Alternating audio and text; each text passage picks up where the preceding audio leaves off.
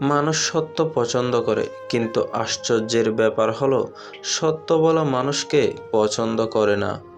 আমরা চাই আমাদের সামনে কেউ সত্য বলুক, কিন্তু সেই সত্যটা যদি আমাদের অহংকারে আঘাত করে, আমাদের ভুলটা চোখে আঙুল দিয়ে দেখিয়ে দেয়, তখনই আমরা মুখ ফিরিয়ে নিই। আমরা মিথ্যার মিষ্টি কথায় শান্তি খুঁজি, আর সত্যের তেতো ওষুধটা গিলতে চাই না। কিন্তু মনে রাখবেন, মিথ্যা সাময়িক স্বস্তি দেয়, আর সত্য দেয় স্থায়ী পরিবর্তন। যে মানুষটা আপনাকে তোষামোদ করে সে হয়তো আপনাকে খুশি রাখবে, কিন্তু যে মানুষটা আপনাকে সত্যটা বলে সে আপনাকে ভালো মানুষ বানাতে চায়।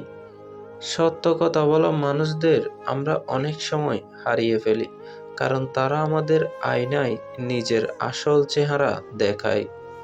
আর নিজের দুর্বলতা দেখা সবচেয়ে কঠিন কাজ।